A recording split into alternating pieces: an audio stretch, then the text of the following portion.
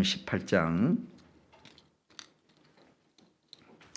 1절 말씀부터 8절 말씀까지 지난 수요일 날 주셨던 말씀 이어서 우리가 좀 더 적용점을 가지고 말씀을 생각하도록 하겠습니다. 누가복음 18장 1절부터 8절까지입니다.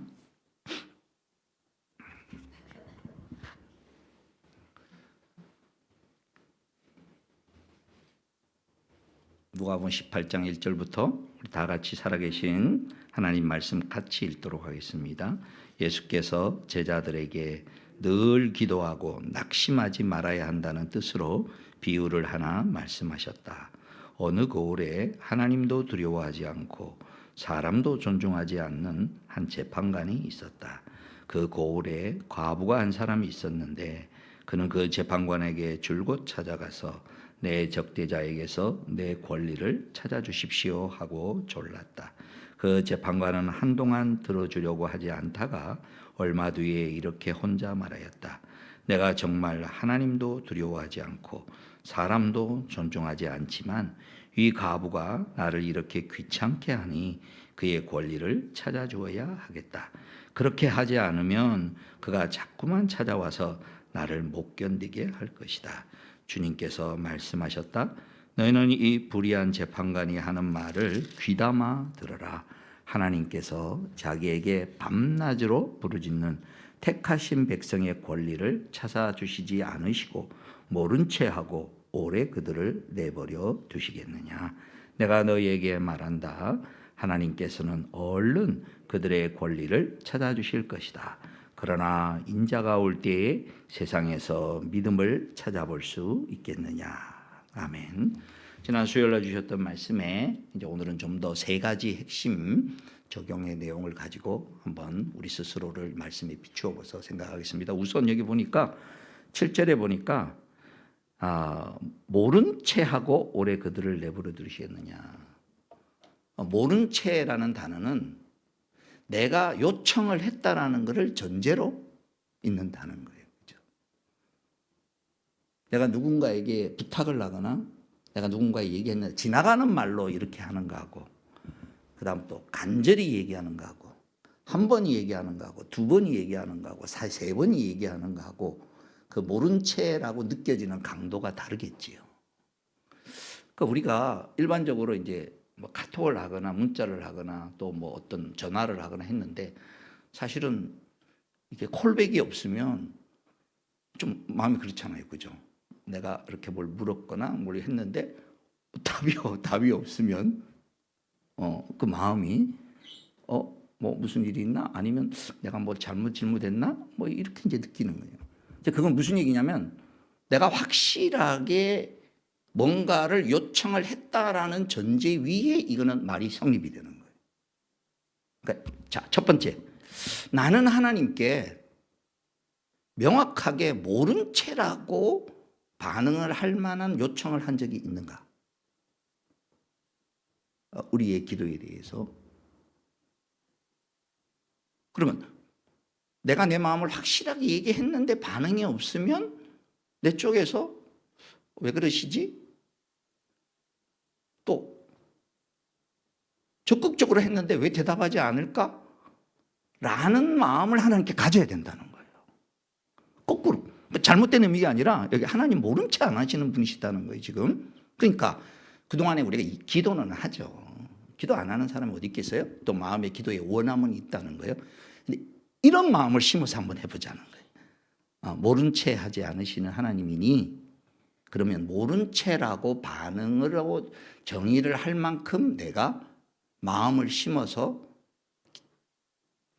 대답을 기대하면서 내가 하나님 앞에 요청하고 있는가? 첫 번째 내용.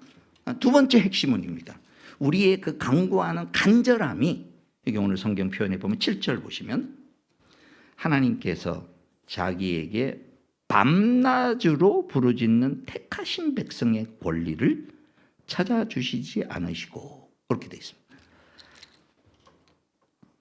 아침 저녁으로 오매불망 정말 간절한 마음을 내가 가지고 있는가.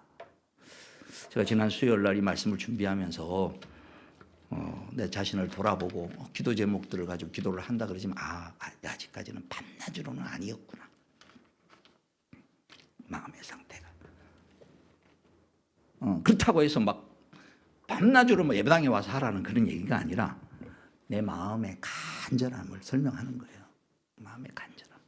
그게 뭐 집에 있든지 예배당에 있든지 어디에 있든지 아침 저녁으로 정말 그 요청한 것에 대하여서 예를 들면 어떤 분이 사업을 하다가 사업 자금이 지금 모자라 가지고 부도가 맞게 생겼다라고 했을 때 그 답답함, 안타까움, 그 며칠까지 뭔가를 해야 되는데 뭐가 이제 이루어져야 되는 그 답답함. 형태는 다 다르겠지만 내가 내 스스로를 진단해 볼 때 정말 나는 밤낮으로 하나님께 마음을 하나님 전적으로 하나님이 도와주시기를 바라는 밤낮으로라고 표현할 만큼 평가할 만큼 내 마음의 상태가 되었던가. 이제 두 번째. 마지막 세 번째입니다. 그럼 뭘 근거로? 오늘 예수님 이 비유의 핵심입니다.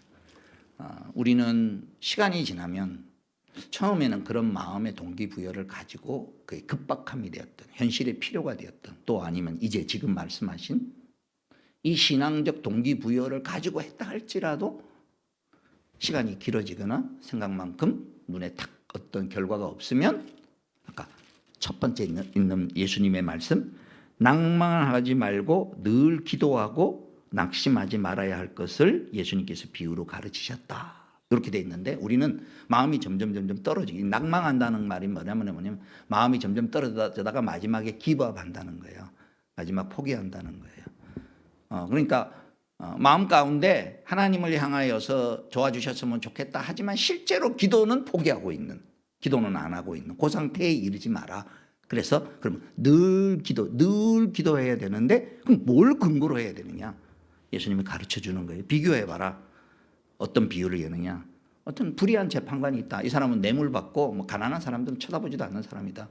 근데 그 고을에 가부가 있었다. 아무도 도와줄 사람이 없었는데 자기 권리를 빼앗겨 가지고 그걸 해결해 달라고 억울해 가지고 재판관한테 가는데 한 번 가서 점잖게 하는 게 아니라 아침 저녁으로 갔다 그거예요. 아까 말한 밤낮으로 부르짖듯이. 그러니까 처음에는 안 들어주다가 그다음에 이 재판관이 이렇게 말을 한다는 거예요. 야, 이거 안 들어주면 매일같이 나한테 와서 귀찮게 하겠구나.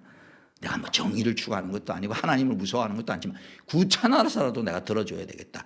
예수님이 뭐라고 하냐면 이 불의한 재판관이 하는 말을 들어라. 자, 봐라. 불의한 재판관은 귀찮아서 들은다. 근데 너희 하나님 아버지는 어떤 하나님이냐? 귀찮아서 들어주는 그 정도가 아니라 너희의 필요를 알고 너희 자녀들의 필요를 부모가 자녀들을 위해 준비하듯이 그런 아버지가 아니냐. 귀찮아서 들어주는 거하고 하나님이 들어주는 거하고 어떻게 비교가 되겠냐. 그런 아버지라는 거를 늘 생각하면서 기도하는 이런 믿음을 표현하는 방법이 뭐냐. 그래서 기도는 이제 우리가 이제 기도의 본질로 들어가는 겁니다. 내 믿음을 표현하는 것이구나. 그래서 이 말씀의 마지막 결론이 이렇게 되냐면 8절 끝에 인자가 올 때에 세상에서 이런 믿음을 찾아볼 수 있겠느냐. 그러니까 어떤 믿음이냐. 낭망하고 지칠 때마다 이 말씀을 생각하라는 그렇지. 귀찮아서라도 세상은 들어주는데 하나님은 귀찮아서 들어주는 정도가 아니라 먼저 말하기를 바라고 그의 자녀의 필요를 여기 보면 얼른 그들의 권리를 찾아주신 여기 8절 내가 너에게 말한다. 주님께서는 얼른 그들의 권리를 찾아주실 것이다. 얼른 그들의 권리를 찾아. 이거를 기도할 때마다 되새기라는 거예요. 내가 왜 열심히 기도해야지? 낭망하지 말아야 되지? 왜 포기하지 말아야 되지? 끝이 있으면 반드시 있으면 그게 허공에다 치는 게 아니라는 거예요. 나의 믿음을 표현하는 방법.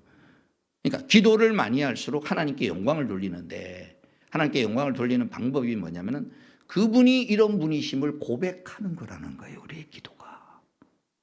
그러니까 1차적으로는 나의 필요를 구하는 거지만 나의 필요에 응답하시는 이분이 아버지로서 내 인생을 주관하시고 아버지로서 나의 필요를 채우시는 분이시다라는 것을 내가 고백하는 거라는 거예요. 그리고 그 고백에 걸맞는 걸 여러 번 경험하다가 처음에는 기도를 시작할 때 작은 일에서부터나 이런 일에서부터나 하다가 그게 막 쌓이는 거예요. 몇 번. 여러 번 쌓이다 보면 이제 그 다음에는 뭐냐면은 하나님이 이렇게 응답하시는 분이지라고 자기 마음 가운데 기도 생활에 대한 확신이 경험으로서 오면서 그렇지 가서 구하면 돼. 그분은 외면치 않는 분이시야 라고 확신 있게 그분을 신뢰하는 자리로 쓱 들어가는 채널이 뭐냐? 기도 생활이라는 거예요. 올 한 해 저와 여러분이 하나님에 대하여서 기도할 거리가 생겼을 때 이걸 통하여서 내가 믿음을 고백해야 되겠구나. 내 마음이 약해질 때 믿음을 고백해야 되겠구나. 나와서 그래서 기도를 시작하기 전에 머릿속에 먼저 생각합니다. 예수님의 말씀을 따라서 내가 기도해 보겠습니다. 내 마음이 하나님께 지금 요청하면서 하나님이 대답하지 않으면은 여기 보면은 외면치 않으시는 여기 보면은 귀담아 들으시고 또 하나님께서 분명히 모른 채 하지 않으시는 하나님이심을 믿고 내 마음이 밤낮으로 소원하는 것은 이겁니다. 그래서 세 가지 범주를 제가 말씀을 드립니다. 요 세 가지 물론 뭐 다른 것도 있지만 요 세 가지 주제로 여러분이 꼭 하나님을 밤낮으로 한번 부르짖으시고 그때 밤낮으로 부르짖을 때 마음을 심자고요. 어떤 마음이냐? 내 믿음을 표현하는구나 지금. 그리고 이 믿음을 강화시켜 주십시오. 내가 응답함으로. 그래서 살아있는 신앙인은 기도 생활에 힘이 있는 신앙생활, 체험이 있는 거예요. 내가 그런 체험이 있으니까 자녀들에게나 누구에게 어려움이 있을 때 하나님께 기도해보자 라고 같이 끌고 가서 기도할 수 있는 참 나에게 좋은 것을 베풀어 줄 수 있고 그런 좋은 분이라는 것을 내 옆 사람에게 소개해서 야, 이 사람한테 가보면 도와줄 거야 라고 하듯이 내가 누군가의 손을 잡고 긍휼히 많으신 하나님 앞으로 데려갈 수 있으려면 내가 그분하고 많이 경험을 해야 되는 거죠. 그런 신앙의 이런 믿음을 볼 수 있겠네. 이런 믿음을 예수님께서 주고 싶어서 낭망하지 말고 우리가 기도하러 나가자. 그럼 기도할 소재, 기도할 거리를 어디서 찾아야 되느냐? 우선 첫 번째, 가장 중요하고 심각한 걸 그냥 놓치지 말고 가지고 나와야 돼. 빙빙 돌지 말고 내 인생에 지금 절박하고 시급한 거. 또 그게 너무 크든 작든 상관없어. 나한테는 불가능해 보여도 하나님한테는 불가능해 없어. 우리가 보통 기도를 시작하거나 이럴 때 잘 안 이루어질 것 같으면 잘 안 하거든요. 그렇지 마시고 나에게 지금 제일 절박한 거, 제일 절실한 거. 사람마다 다르겠죠. 어떤 분은 건강에 문제가 있고 어떤 분은 자기 마음에 문제가 있고 어떤 분은 가족 간의 문제가 있고 어떤 분은 전대 뭐든 상관없어요. 자기 수준에서 정말 자기 인생에 절박한 것을 내려놓고 자꾸 빙빙빙빙 답답하잖아요. 얘가 지금 뭐가 필요한지 내가 아는데 또 지가 원하는 게 뭔지 아는데 핵심을 찔러 얘기하지 않고 빙빙빙빙빙빙빙 돌고 얘기하면 하나님도 우리 기도를 들으면 많이 답답하실 것 같아요. 야, 얘기해. 네가 원하는 거 속에 있는 거 이거잖아. 첫 번째, 우리 인생을 살다 보면 절박한 것이 종류에 따라서 인생의 성장 단계와 또 자기의 인생 여정에 따라서 다 달라집니다. 그래서 인생의 세파라 그럽니다. 파도가 하나 파도 지나가면 다음 파도가 있듯이 계속 옵니다. 계속. 근데 그 삶은 하나님을 경험하는 이 땅에서 우리가 왜 살아야 되냐? 예수 믿고 난 다음에 금방 천국 가면 되는데 왜 굳이 구질구질한 세상을 이렇게 살아야 되느냐? 이유가 있습니다. 하나님과 함께 동행하는 법을 배우는 거예요. 그리고 그런 모습을 통하여 믿지 않는 영혼들에게 하나님 살아계심을 증거하는 거예요. 그래서 현재 나에게 절실하고 절박한 것은 내게 하나님을 찾고 부르짖는 하나의 소재가 되는 통로가 되는 거예요. 그래서 내 마음에 제일 절박한 것을 첫 번째로 올려라. 기도해라. 다음에 두 번째입니다. 삶의 기본적인 안정을 위해서 회복과 치유를 위해서 기도하십시오. 자, 여기에는 나뿐만 아니라 주변에 있는 사람들을 위한 중보 기도를 같이 쓰십시오. 사람은 기본이 갖춰져야 됩니다. 뭐라고 해도 먹고 살 것이 없거나 뭐라 해도 몸이 아프거나 뭐라고 해도 인간관계가 흐트러져 있으면 참 집중하기가 어렵습니다. 그래서 삶의 치유와 회복이 기본적으로 그에게 필요한 게 나에게도 그렇고 내 주변에 마지막 세 번째, 하나님이 기뻐하시는 것을 소원하셔야 돼요. 하나님 기뻐하시는 것은 우리의 신앙생활입니다. 결국 그의 신앙생활이 하나님 앞에 더 다음 단계로 나가죠. 그 수준에서 다음 단계로 나가되, 특별히 저희 교회는 목장을 통하여 영적 가족 때문에 그런 아름다운 모습들로 서로를 세워주는 거예요.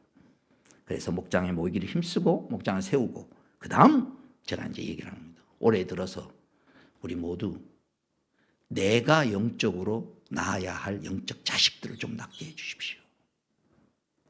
여러분, 죽을 때까지 전도하자는 얘기가 아닙니다.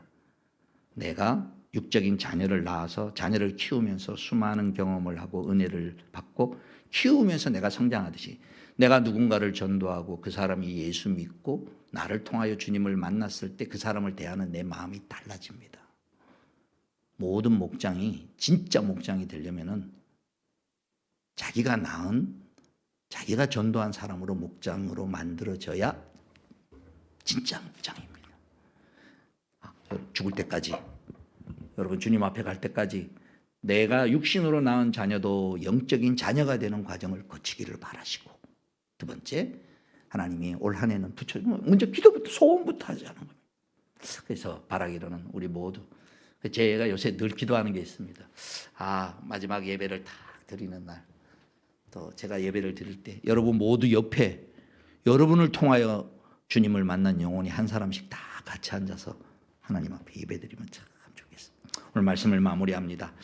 올 2026년도는 우리의 기도 생활에 예수님의 이 말씀을 우리가 적용해서 내 마음에 기도할 때마다, 기도를 시작할 때마다 내 마음을 한번 이렇게 이렇게 온 매무새를 이렇게 가다듬고 사람을 만나러 들어가듯이, 내가 하나님 앞에 기도하려고 또 예배드리러 와서 머리를 탁 숙일 때 먼저 머릿속에 딱 내가 하나님 앞에 왔습니다. 두 번째, 내 마음을 밤낮으로 부르짖는 이런 마음을 내가 가지도록 한번 간절함을 가지겠습니다. 세 번째, 내 기도를 들으시는 하나님이 귀찮아서 들어주시는 그런 불의한 재판한 거라고 비교가 안 되는 하나님인데, 내가 들으시는 하나님에 대한 믿음을 고백하겠습니다. 그래서 나의 신앙을 받아주시고, 아직 내가 고백하는 내용이 경험이 적어서 지금은 말씀을 아멘으로 받고 그 말씀대로 내가 지금 실천해 보지만 그 말씀이 실제구나라는 것을 내가 경험하게 해 주십시오 라고 이 시간, 이 아침에 이 내용을 가지고 함께 하나님 앞에 기도하도록 하겠습니다. 같이 기도하겠습니다. 주신 말씀 생각하면서, 하나님, 오늘 지난 수요일과 오늘 주신 말씀을 가지고 내 기도 생활을 다시 한번 결단합니다. 하나님에 대한 고백의 신앙 고백을 하고 싶습니다. 그 하나님을 믿기에 낭망하지 말고 밤낮으로 부르짖는 것이라는 마음이 느껴질 정도로 집중해 보겠습니다. 이 시간 한번 결단하며 기도하겠습니다.